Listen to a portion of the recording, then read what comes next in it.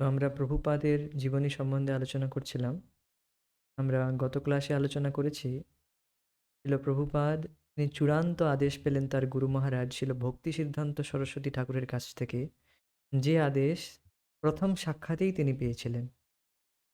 কি আদেশ? সারা বিশ্বে চৈতন্য মহাপ্রভুর বাণী প্রচারের আদেশ। এই আদেশ তিনি পেয়েছিলেন, আর যা কিনা চূড়ান্ত পর্যায়েও তিনি এই আদেশ পেলেন কখন? ঠিক তার গুরু মহারাজের তিরোভাব তিথির কিছুদিন আগে তিনি চিঠি লিখেছিলেন তার গুরুদেবের কাছে। আমার কি করণীয়, কি করা উচিত, এই সম্বন্ধে তিনি চিঠি লিখলেন। তারপর তার উত্তরে তিনি এটি পুনরায় চূড়ান্ত রূপে এই আদেশ তিনি পেলেন যে চৈতন্য মহাপ্রভুর বাণী সারা বিশ্বে প্রচার করার জন্য। আর যখনই তুমি টাকা পাবে, অর্থ পাবে, হোয়েনেভার ইউ গেট মানি, যখনই আমরা অর্থ পাবো, এই অর্থের দ্বারা কৃষ্ণের সেবা করতে হবে। কি আদেশ পেলেন? যখন তুমি অর্থ পাবে, বই ছাপিও, বই ছাপিও। অর্থাৎ যখনই আমরা অর্থ পাবো, তা কৃষ্ণের সেবাতে আমাদের ব্যবহার করতে হবে। না হলে এই অর্থ অনর্থের কারণ হয়ে দাঁড়াবে। তো তারপর আমরা এও শুনেছিলাম তার গুরুদেবের যে ভবিষ্যৎবাণী, তিনি এই আশা করেছিলেন, আকাঙ্ক্ষা, তিনি এটি দেখতে পাচ্ছিলেন যে তার যে গুরু ভাইয়েরা তারা নিজেদের মধ্যে ঝগড়া বিবাদ করছে। কি নিয়ে? না কে ভালো ঘর নেবে, কে উচ্চ পদ পদাধিকার লাভ করবে, সর্বোচ্চ পদ লাভ করবে, তা নিয়ে তারা ঝগড়া বিবাদে লেগে গিয়েছিল। আর অবশেষে এর পরিণাম কি হবে? তিনি বলেছিলেন, আগুন জ্বলবে। তো এই সমস্তের কারণ কি? বিশ্বের পতনের কারণ কি? এটি আমাদের জানা খুবই প্রয়োজন। আমরা আমাদের পতন কখন হয়? মানে আমরা পথ থেকে কখন পথভ্রষ্ট হয়ে যাই? যখন আমরা আমাদের গুরুদেবের আদেশ পালন না করি, ইনস্ট্রাকশন, নির্দেশ পালন না করি। আমরা যদি আধ্যাত্মিকতায় টিকে থাকতে চাই, আধ্যাত্মিক পথে যদি টিকে থাকতে চাই, তাহলে আমাদের গুরুদেবের আদেশ, নির্দেশ আমাদের শিরোধার্য করে পালন করতে হবে। গুরুমুখ পদ্ম বাক্য চিত্তেতে করিয়া ঐক্য। প্রভুপাদের শিষ্য, একজন শিষ্য খুবই খুবই সিনসিয়ার, শ্রীমান মুকুন্দ দত্ত প্রভু বলেন, আমরা তো বাস তোতা পাখির মতো গেয়ে দেই গুরুমুখ পদ্মবাক্য চিত্তেতে করিয়া ঐক্য, কিন্তু বাস্তবে কি আমরা পালন করছি তা? আমরা কি সত্যিই আমাদের চিত্তে, আমাদের হৃদয়ে তা গেঁথে নিয়েছি? তা আমাদেরকে নিজেকে প্রশ্ন করতে হবে। তিনি একজনকে জিজ্ঞেস করলেন, প্রশ্ন করলেন, শ্রীমান মুকুন্দ দত্ত প্রভু সামনেই তিনি ক্লাস দিচ্ছিলেন। তো তিনি জিজ্ঞেস করলেন, আচ্ছা আপনি বলুন, আপনি কতদিন আগে শিল প্রভুপাদের গ্রন্থ পড়েছিলেন? বললেন, ৩-৪ দিন আগে। ৩-৪ দিন আগে? আচ্ছা, খাওয়া-দাওয়াটা করেছিলেন ৩-৪ দিন আগে? না আজকেই করেছেন? তো উত্তর হচ্ছে, সে তো করতেই হবে। তো ঠিক তো কিন্তু প্রভুপাদের গ্রন্থ ৩-৪ দিন অন্তর পড়লেও হবে। তো এই হচ্ছে গুরুমুখ পদ্মবাক্য চিত্তেতে করিয়া ঐক্য। তো এর মানে আমরা সেটিকে গ্রহণ করছি না। প্রভুপাদ যে বললেন যে তার গ্রন্থ পড়তে প্রত্যেকদিন, তা আমরা পালন করছি না। তো এইভাবে না পালন করলে কি হবে? আমরা গুরুর আদেশ পালন করব না। আর গুরুর আদেশ পালন না করলে কি হবে? নাম অপরাধ হবে। নাম অপরাধ, দশবিধা নাম অপরাধের মধ্যে একটি নাম অপরাধ গুরুর আদেশ নির্দেশ পালন না করা। নাম অপরাধ করলে তখন আমরা বেশিদিন টিকে থাকতে পারব না। পথভ্রষ্ট হব। আর সবথেকে মূল বিষয় হচ্ছে আমরা গুরুদেবের সঙ্গ করতে পারব না। এই যে প্রভুপাদের গ্রন্থ আমরা পড়ি, আলোচনা করি, এর দ্বারা আমরা ডাইরেক্ট প্রভুপাদের সঙ্গতি করছি। আমরা যারই লেখা পড়ছি, যে সমস্ত মহান আচার্যদের, শিল শ্রীধর স্বামী, শিল বিশ্বনাথ চক্রবর্তীপাদ, শিল প্রভুপাদের যে গ্রন্থগুলো পড়ছি, তার দ্বারা আমরা তার সঙ্গতি করছি। শব্দের দ্বারা আমরা যে শুনছি, তার লেখনীগুলো পড়ছি, তার কৃতিগুলো পড়ছি, এর দ্বারা আমরা ডাইরেক্ট তার সঙ্গতি করছি। ছিল জীব গোস্বামী তার ভক্তি সন্দর্ভে বলেন, যে কোনো মহান ব্যক্তির তার লেখা যদি আমরা পড়ি তার ডাইরেক্ট আমরা সঙ্গতি করছি। এইভাবে আমরা শিল প্রভুপাদের সঙ্গ করছি। আরেকজন শুদ্ধ ভক্ত, একজন পরমহংস আচার্যের সঙ্গ যদি আমরা না পাই, তাহলে আমরা কিভাবে প্রগতি করতে পারবো ভক্তিজীবন? তো এটিই হচ্ছে খুবই গুরুত্বপূর্ণ বিষয়, গুরুদেবের নির্দেশ পালন করা। আপনি দেখতেই পাচ্ছিলেন যে কিভাবে তাদের অন্যান্য শিষ্যরা তারা নিজের পথ থেকে পথভ্রষ্ট হলো। আর সমস্ত মঠ যে তারা সমস্ত বিভাজিত হয়ে গিয়েছিল। আর এমনকি তারা নিজেদের মধ্যে ঝগড়া বিবাদে এতটাই মত্ত হয়ে গিয়েছিল, তাদের নিজেদের প্রিন্টিং প্রেস পর্যন্ত তারা বিক্রি করেছিল। গুরুদেবের যে প্রিন্টিং প্রেস তারা বিক্রি করে দিয়েছিল। এসব আমরা শুনেছিলাম। এবার আমরা আজকের বিষয়ে আসি।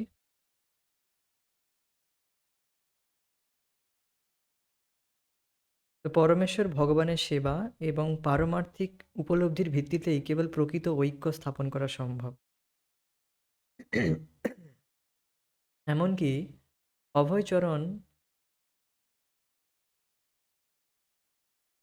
অভয়চরণের যখন নিয়মিত ব্যাক টু গডহেড পত্রিকাটি প্রকাশ করবার আর্থিক সংস্থান ছিল না, তখনও তিনি নিজের লেখা চালিয়ে যাচ্ছিলেন। তার সবথেকে বড় পরিকল্পনা ছিল শ্রীমদ্ ভগবদ্ গীতার ভাষ্য রচনা। জাগতিক দৃষ্টি অনুসারে আমরা কি করি? কি আগে আমাকে অত্যধিক আগে আমি স্টেবল হই, তারপরে আমি এই ভক্তি পালন করব, ভক্তি জীবন অনুশীলন করব। আমরা প্রথমে চাই এই জগতে স্টেবল হতে। কিন্তু আপনি প্রশ্ন করুন নিজেকে, আমরা এই জগতে কখনো কি স্টেবল হতে পারবো? কখনো কি সম্ভব সমুদ্রের ওপর দাঁড়িয়ে স্টেবল হওয়া? সম্ভব না। তো এটি হচ্ছে ভবসমুদ্র, ভবসাগর বলা হয়। ভব মানে বারবার জন্ম হচ্ছি, জন্ম মৃত্যুর যে চক্রে, ঢেউয়ে আমরা ভাসছি। এখানে কখনো স্টেবল হওয়া যায়? এখানে কখনো স্টেবল হওয়া যায় না। এটি আমাদের বুঝতে হবে। স্টেবল তখনই হতে পারবো যখন আমরা কৃষ্ণ ভক্তিকে আশ্রয় করব। কৃষ্ণ ভক্তির এই নৌকা, শিল প্রভুপাদের যে এই যে ইস্কন কৃষ্ণ ভাবনামৃত সংস্থা, এটি হচ্ছে সেই নৌকা যেখানে আমরা চড়লে এই ভবসমুদ্রকে আমরা পার করতে পারবো। চড়া মানে কি? প্রভুপাদের এই গ্রন্থগুলো পড়া। শিল শুভোগ স্বামী মহারাজ খুব সুন্দর লেকচারে বলছিলেন, আচ্ছা ইস্কন কি? খুব সুন্দর বললেন, এই ইস্কন কি এই ৪ দেওয়াল, এই বড়, বড় বিশাল, বিশাল মন্দির, এটা কি ইস্কন? এটা ইস্কন নয়। ইস্কন হচ্ছে প্রভুপাদের এই গ্রন্থ। এটাই হচ্ছে প্রকৃত ইস্কন। নাহলে নয়তো আমরা মিস করছি ইস্কনকে। খুব সুন্দর বললেন যে এই বড়, বড় বিল্ডিং এগুলো ইস্কন নয়। ইস্কন হচ্ছে এই গ্রন্থ। এগুলোই হচ্ছে প্রকৃত ISKCON. International society for Krishna consciousness. For what? But Krishna consciousness. Krishna ভাবনার জন্য এই সংস্থা। যাই হোক, আমি বেশি ডিফ্লেক্ট করব না। তবুও তিনি তার লেখা চালিয়ে যাচ্ছিলেন। তার সবথেকে বড় পরিকল্পনা ছিল শ্রীমদ্ ভগবদ্ গীতায় ভাষ্য রচনা করা।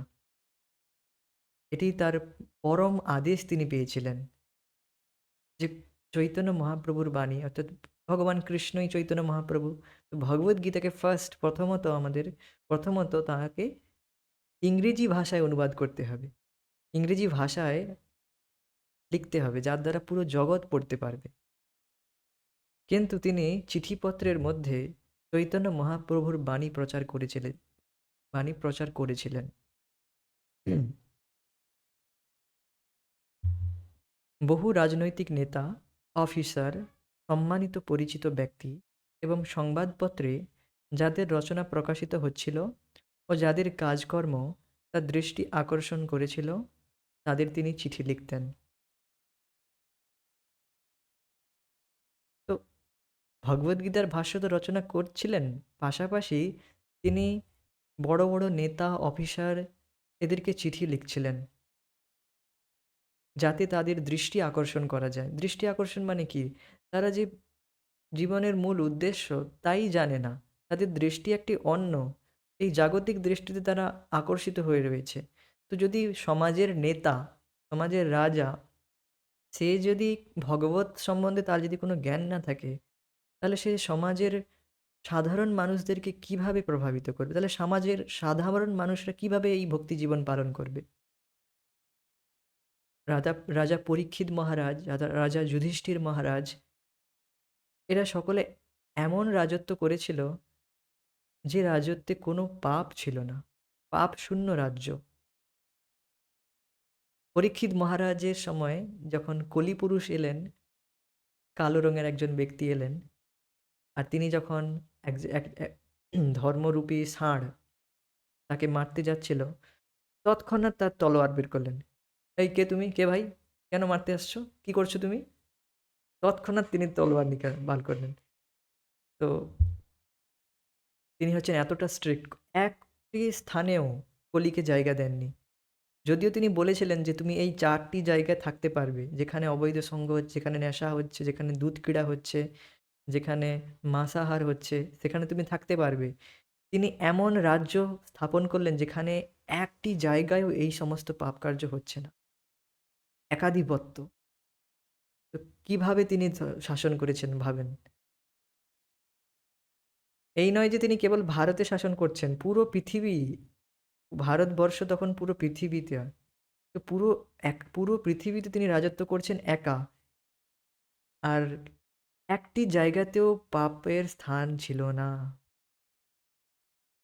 তো যারা উচ্চ পদাধিকার স্থানে রয়েছে তাদের অবশ্যই কৃষ্ণ ভাবনা ভাবিত হতে হবে। তাহলেই তারা সাধারণ মানুষের কল্যাণ করতে পারবে। তাহলে সাধারণ মানুষ অটোমেটিক তাদেরকে ফলো করবে। তো নিজেকে একজন বিনীত সেবক রূপে উপস্থাপিত করে তিনি তার ভাবধারা বিশ্লেষণ করেছিলেন।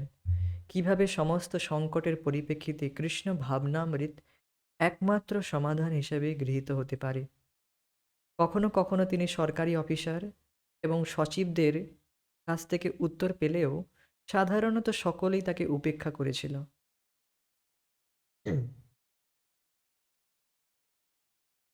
তো এখন আমরা যখন কৃষ্ণ ভাবনা প্রচারের জন্য এগোই, তো আমরা মনে করি যেন আমাদের কেউ উপেক্ষা করবে না, সবাই আমাকে গ্রহণ করবে।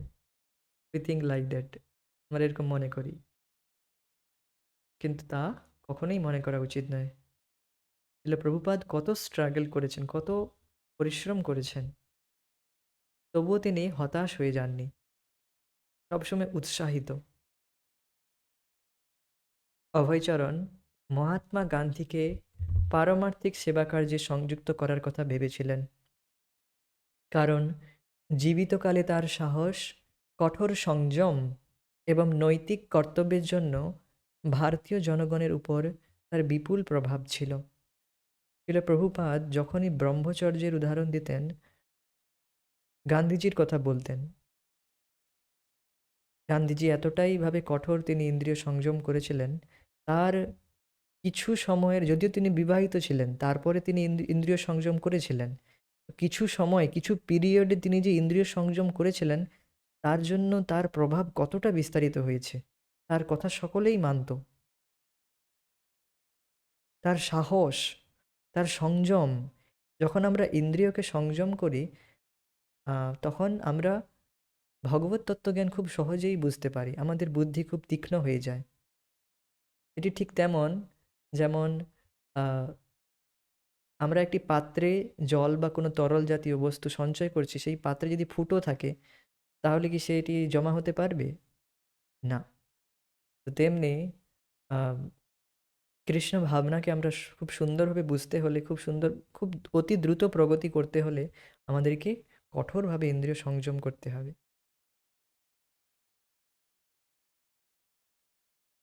নৈতিক কর্তব্যের জন্য ভারতীয় জনগণের উপর তার বিপুল প্রভাব ছিল। এই প্রভাব হচ্ছে ইন্দ্রিয় সংযম, ব্রহ্মচর্য পালনের জন্য তার প্রভাব। হুম।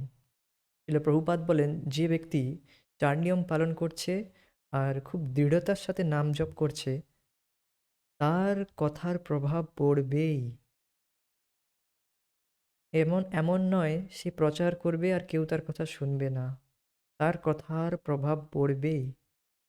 if you chant sincerely and following the regulative principle. তাছাড়া গান্ধীর এক তরুণ অনুসরণকারী হিসেবে তার প্রতি তার এক বিশেষ অনুরাগ ছিল। শিলা প্রভুপাদকে জিজ্ঞাসা করা হয়েছিল, আহ, আপনি কি কোনো রাজনীতি করেছিলেন? তো তিনি বললেন, হ্যাঁ, আমি গান্ধীজিকে জয়েন করেছিলাম, কারণ তিনি এই রকম খুবই আহ, প্রভাবশালী ছিলেন একজন, নৈতিকতা থেকে, সংযম থেকে শুরু করে। আর তিনি ভগবদ্গীতার সাথে নিয়েও ঘুরতেন। পরবর্তীকালে হয়তো ভগবদ্গীতার প্রচার হতে পারে। তো আমিও একটু প্রভাবিত হয়েছিলাম। আম, কিন্তু গান্ধীজি কখনোই কৃষ্ণকে ভগবান বলে জানতেন না। কৃষ্ণকেই তিনি জানতেন না। তবুও তিনি নিজেকে মহাত্মা বলে আখ্যায়িত করেছেন। যদিও তাকে মহাত্মা বলা হয়, কিন্তু প্রকৃত মহাত্মা সবসময় কৃষ্ণ চেতনায় যুক্ত থাকবে, আর তিনি কৃষ্ণকেই মানতেন না। বুঝতে পারছেন প্রকৃত মহাত্মাকে? আর তিনি বললেন, তারপর তাকে বলা হলো, তাহলে আপনি কেন গান্ধীজিকে অনুসরণ করেছিলেন? তো তরুণ অবস্থায় সবাই পলিটিক্স পছন্দ করে, আমিও করেছিলাম।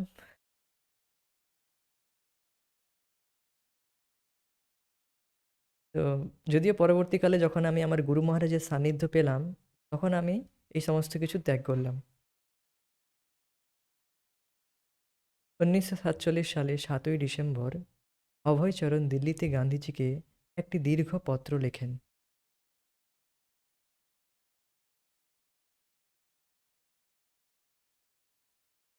তো 1947 সালে 7ই ডিসেম্বর অভয়চরণ দিল্লিতে গান্ধীজিকে একটি দীর্ঘ পত্র লেখেন। তিনি জানতেন যে গান্ধীজির কয়েকজন অনুসরণকারী, যারা তদানীন্তন ভারতের নেতৃত্ব দিচ্ছিল, তারা হিন্দু মুসলমান ঐক্য এবং ভূ-সম্পত্তি পুনর্বণ্টনের ব্যাপারে গান্ধীর মতামত উপেক্ষা করায় গান্ধীজি বিব্রত অবস্থায় ছিলেন। হিন্দু ও মুসলমান উভয়েই তার প্রতি বিরক্ত হয়ে উঠেছিল। ৭৮ বছর বয়সে তিনি শারীরিকভাবে দুর্বল এবং বিষাদগ্রস্ত হয়ে পড়েন। অভয়চরণ জানতেন যে তার চিঠিটি কখনোই গান্ধীজির কাছে পৌঁছবে না, তবুও এটি পাঠিয়েছিলেন। নিজেকে গান্ধীজির একজন অজ্ঞাত পরিচয় হিতকাঙ্ক্ষী হিসেবে পরিচয় দিয়ে অভয়চরণ লিখেছিলেন, খুব মন দিয়ে শুনুন, আমি আপনার একজন সচেতন বন্ধু হিসেবে বলছি, যদি আপনি খুব কলঙ্কজনকভাবে মৃত্যুবরণ করতে না চান, তাহলে শীঘ্রই সক্রিয় রাজনীতি থেকে অবসর গ্রহণ করুন।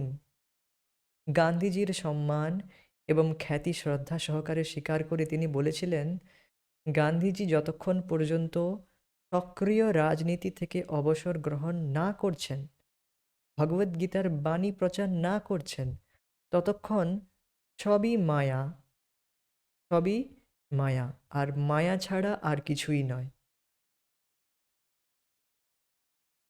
অভয়চরণ তাকে সাবধান করে দিয়েছিলেন রাজনীতি ত্যাগ করে পারমার্থিক জীবন গ্রহণ করার জন্য। তিনি তাকে অনুরোধ করেছিলেন রাজনীতি থেকে অবসর গ্রহণ করে অন্তত 1 মাসের জন্য ভগবদ্গীতা আলোচনা করতে। তো দেখুন, আমরা মনে করতে পারি যে আমরা সমাজের কল্যাণ করব, তাও কৃষ্ণ ভাবনাকে ব্যতি রেখে, এই ভগবানের ভক্তি করে, এই যারা ভক্তিযোগ করছে, অর্থাৎ ভক্তরা, সাধারণ মানুষ মনে করতে পারে যে এইগুলো করে মানুষের কল্যাণ কিভাবে সাধন হবে। তো তারা এটি বুঝতে পারে না। তারা একটি দেহাত্ম বুদ্ধিতে থাকে, যার জন্য তারা মনে করে যে দেহের বেনিফিট দেওয়াই পরম কল্যাণ। কিন্তু প্রকৃত জ্ঞান হচ্ছে আমরা তো দেহ নই। ভগবদ্গীতার প্রথম এবিসিডি জ্ঞান হচ্ছে আমরা দেহ নই। আমাদের দেহ প্রতিনিয়ত নষ্ট হচ্ছে। আর একসময় গিয়ে আমরা মৃত্যু লাভের দ্বারা এই দেহ থেকে আমরা বেরিয়ে যাব, আবার একটি দেহ লাভ করতে হবে। তো এইভাবে আমরা একটি জন্ম, মৃত্যু, জরা, রোগ, বিসুখ, অবশেষে মৃত্যু, এইভাবে বারবার আমরা একটি চক্রে আবদ্ধ রয়েছি।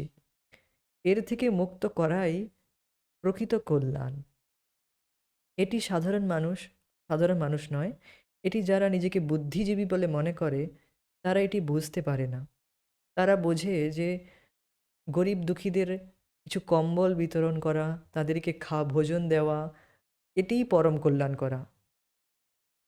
দেখুন, এগুলোর আমি বিরোধী নয়, বা কৃষ্ণ ভাবনা এর বিরোধী নয়। এগুলো ঠিক আছে, অসুবিধা নয়।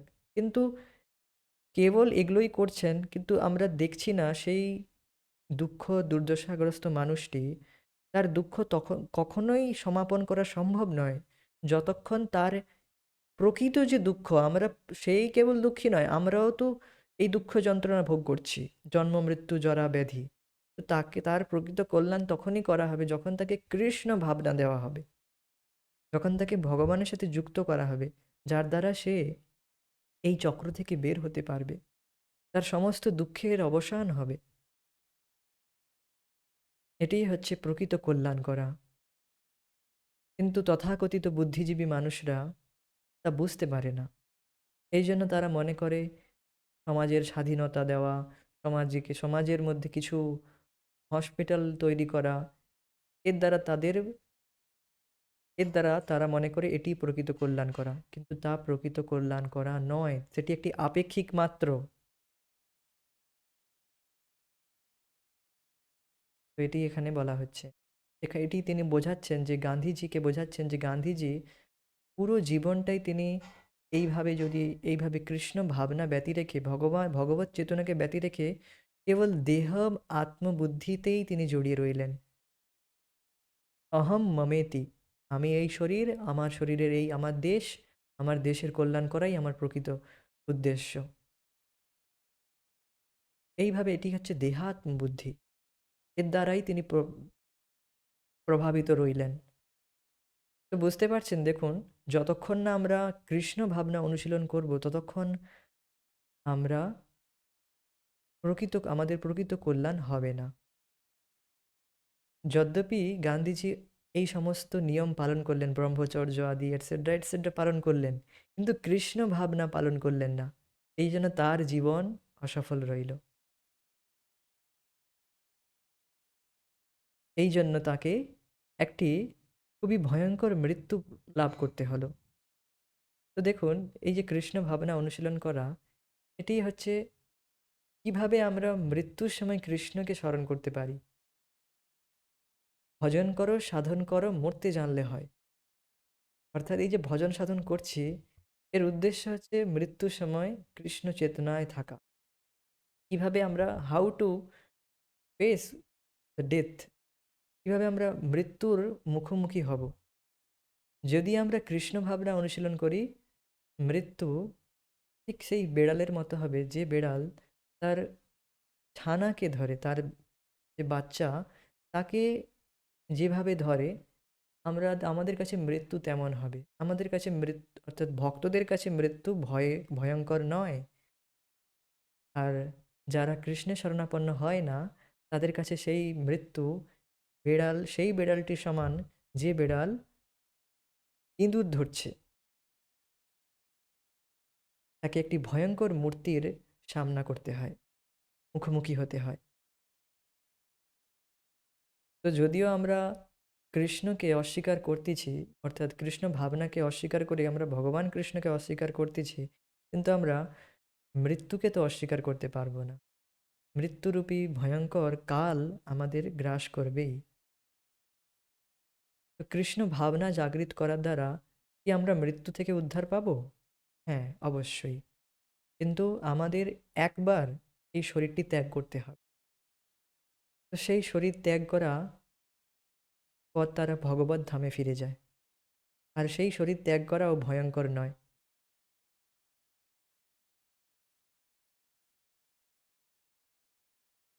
ভক্তরা খুবই আনন্দের সাথে, খুবই স্বাচ্ছন্দ্যের সাথে তারা শরীর ত্যাগ করেন। এটি বলা হয়েছে। অভয়চরণ তার পত্রের উত্তরে একটি পত্রও পাননি এবং ঠিক ১ মাস পরে ৩০শে জানুয়ারি গান্ধীজি নিহত হলেন। যেটি বললেন সেটাই হলো। ১ মাস পূর্বে লেখা তার চিঠিটির বক্তব্য ভবিষ্যৎবাণীর মতো সত্যি হয়ে গিয়েছিল। নিজের লেখার প্রতি গভীর মনোসংযোগ এবং কৃষ্ণ ভাবনামৃত প্রচারের কাজে সম্পূর্ণভাবে আত্মনিয়োগের ফলে তার ব্যবসায়িক এবং পারিবারিক কাজকর্মের ক্ষতি হচ্ছিল। তিনি উপলব্ধি করেছিলেন শ্রীমদ্ ভাগবতে শ্রীকৃষ্ণের একটি উক্তি তার প্রতি বিশেষভাবে প্রযোজ্য। আমি যখন কাউকে বিশেষভাবে কৃপা করি তখন আমি তার সমস্ত জাগতিক সম্পদ ধীরে ধীরে হরণ করে নেই। তখন তার দারিদ্র্যগ্রস্ত শোচনীয় অবস্থা দেখে তার বন্ধু-বান্ধব এবং আত্মীয়-স্বজনেরা তাকে পরিত্যাগ করে। তখন কৃষ্ণই কেবল একমাত্র সম্বল। কি বলা হয়েছে এখানে? তো তিনি যখন এইভাবে কৃষ্ণ ভাবনায় খুব গভীরভাবে মনোসংযোগ দিলেন, কৃষ্ণ ভাবনা প্রচার কাজে সম্পূর্ণভাবে আত্মনিয়োগ করলেন, তার ফলে তার ব্যবসায়িক কাজকর্মের ক্ষতি হচ্ছিল। তো তখন তিনি বুঝতে পারলেন যে তার পরিবার, বন্ধু-বান্ধব ধীরে ধীরে তার থেকে দূরে সরে যাচ্ছেন। তার আ তিনি অর্থ উপার্জনও করতে পারছেন না বা যা পারছেন তাও চুরি করে নিচ্ছে লোক। এগুলো সব দেখা যাচ্ছে। হুম? তার ব্যবসায় একটি খুব বড় চুরি ও ডাকাতি হয়েছিল। তার দোকানের সমস্ত জিনিসপত্র, আ অর্থ তিনি ছিলেন একজন ডাকাত চুরি করে নিয়ে গিয়েছিল।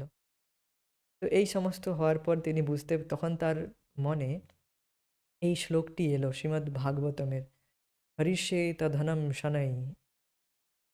এরকম একটি শ্লোক রয়েছে, হরিষ্যে তদ্ধনম শনৈ, মানে আমি যার উপর বিশেষ কৃপা করি। ভগবান কৃষ্ণ বলছেন যে আমি যার উপর বিশেষ কৃপা করি তার জাগতিক সম্পদ ধীরে ধীরে হরণ করি, তাকে আধ্যাত্মিক সম্পদ প্রদান করার জন্য, যার দ্বারা সে পুরোপুরি কৃষ্ণের শরণাগত হতে পারে। আর বাস্তবে এটিই হচ্ছে কৃষ্ণ ভক্তি অনুশীলনের উদ্দেশ্য। আপনি বলবেন কি বলছেন? হ্যাঁ, কৃষ্ণ ভক্তি অনুশীলনের দ্বারা আমরা ধীরে ধীরে ভগবানের শরণাগত হচ্ছি। এই অনুশীলন কেন? এই প্র্যাকটিস অফ কৃষ্ণ কনসিয়াসনেস এর দ্বারা আমরা কি লাভ করার চেষ্টা করছি? আমরা শরণাগত হওয়ার চেষ্টা করছি। শরণাগতি যার যত বেশি সে তত ভক্তিতে এগিয়ে। এই শরণাগতির ওপর খুব সুন্দর শিল ভক্তিচারু গুরু মহারাজ, ভক্তিচারু স্বামী মহারাজ, তিনি অনেকগুলো সেমিনার দিয়েছেন। আর ভক্তিবিনোদ ঠাকুরের এই শরণাগতির উপর বই রয়েছে, দৈন্য, আত্মনিবেদন, হ্যাঁ? এইভাবে করে ৬টি অঙ্গ রয়েছে শরণাগতির। সে বিষয়ে আমরা কোনক্ষণে আলোচনা করব। খুব সুন্দর শরণাগতি, কিভাবে কৃষ্ণের শরণাগত হওয়া যায়।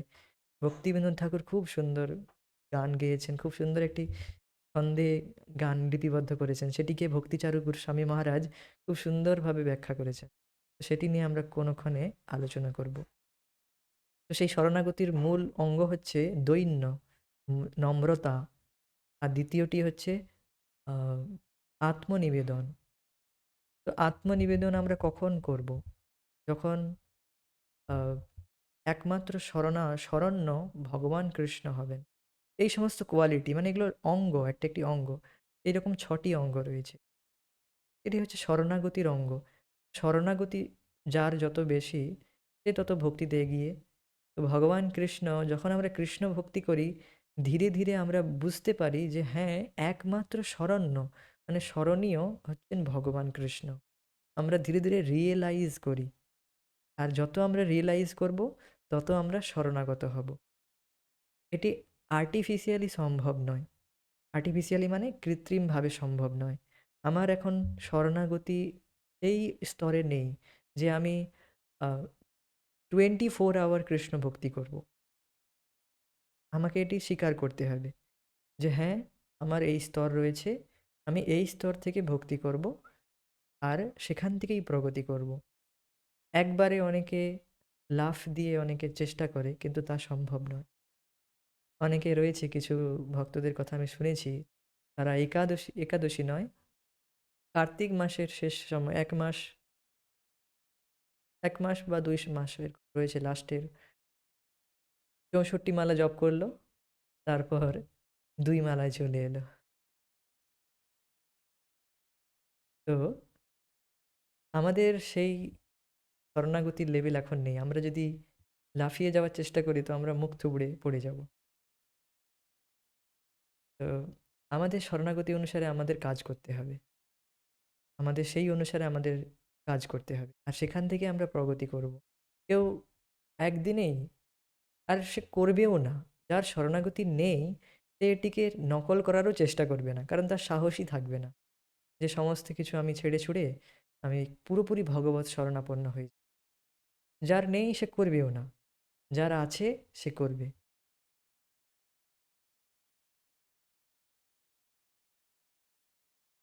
তো যখন এইরকম ভগবান কারোর প্রতি বিশেষ কৃপা করেন তখন এই রকম হয়। তো প্রভুপাদ এই শ্লোকটির কথা মনে করতে লাগলেন। শ্রীমদ্ ভাগবতমের 88 নম্বর অধ্যায়ের এরকম একটি শ্লোক, এই শ্লোকটি রয়েছে। এটি নেক্সট ক্লাসে এটি বলবো। তো যখন অভয়চরণের এলাহাবাদের ব্যবসা নিদারুণভাবে ক্ষতিগ্রস্ত হয়ে পড়ল, তখন তিনি লখনৌতে একটি নতুন কারখানা খুলতে চেষ্টা করেছিলেন। প্রথম দিকে সেটি কিছুটা লাভজনক হয়ে উঠলেও পরে সেটিরও লোকসান হতে থাকে এবং বন্ধ হয়ে যায়।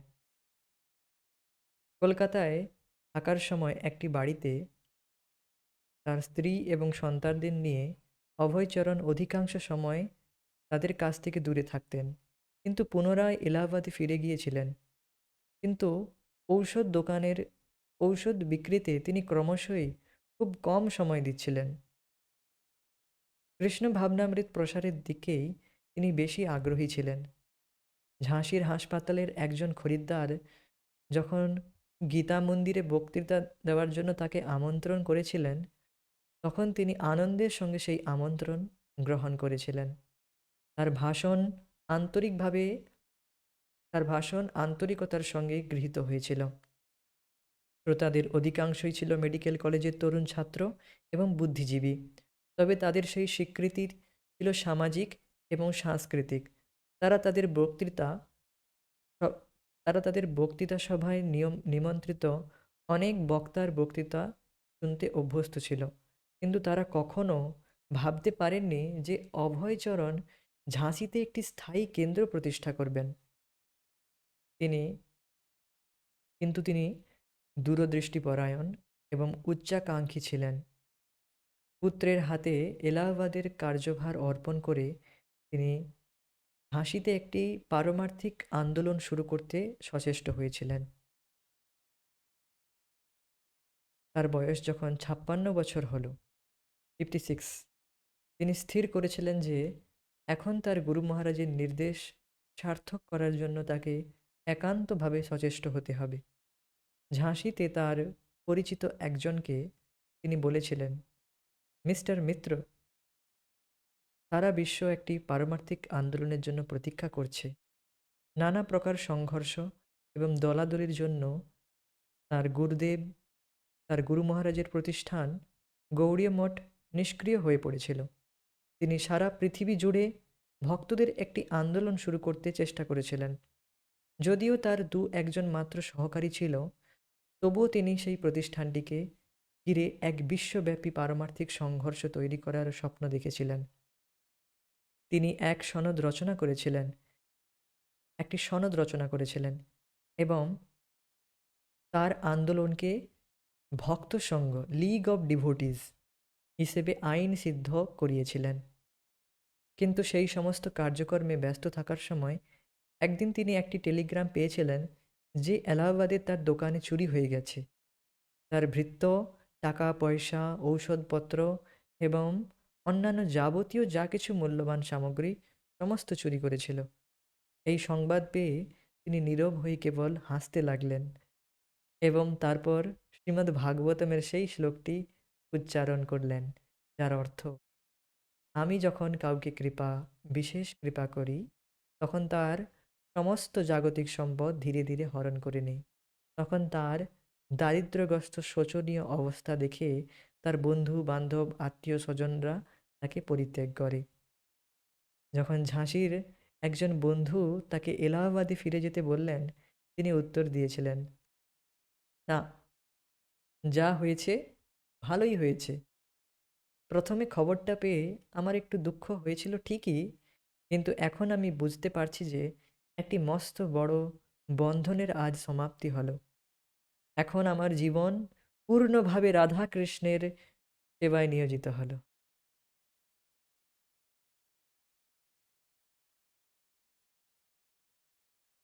তো ভগবান শ্রীকৃষ্ণের বিশেষ কৃপা যার উপর হয়, এই নয় যে আপনি ভক্তি করছেন আপনার সব ধন সম্পদ কেটে কেড়ে নেবেন ভগবান। না, খুব যে যার উপর বিশেষ কৃপা হয় তার ক্ষেত্রে এইরকম ঘটে। এই নয় যে এবার আপনিও ভয় পেয়ে সমস্ত কিছু, আরে বাবা, ভগবান তো সব কিছু কেড়ে নেবে, এই বন্ধ করো, হরে কৃষ্ণ বন্ধ করো, চুপচাপ ঘুমিয়ে যাই, এটি ভাবতে পারেন। কিন্তু তা নয়, আমরা সেইরকম শরণাগত নই, আমাদের থেকে কেড়ে নেবেন না ভগবান। আমরা আমরা আমাদেরকে ততটাই ভগবান সুখ দুঃখ দেবেন যতটা আমরা সহ্য করতে পারবো। এর থেকে বেশি বা কম দেবেন না। আমাদের সুখ দুঃখ ভগবানের হাতে, যখন আমরা ভগবানের শরণাপন্ন হই। না হলে প্রকৃতি অনুসারে আমাদের সুখ দুঃখ পেতে হবে, আর যা কিনা খুবই ভয়ঙ্কর। তো বিষয়টি বুঝতে পেরেছেন যে তিনি যখন এলাহাবাদ, কলকাতা থেকে ঝাঁসিতে গেলেন প্রচারের জন্য, তো সেই সময় এই ঘটনাটি ঘটল। তো এখানে আজকে আমরা থেমে যাব। পরবর্তী ক্লাসে আমরা এরপর থেকে জয় শ্রীল প্রভু, গৌর প্রেমা।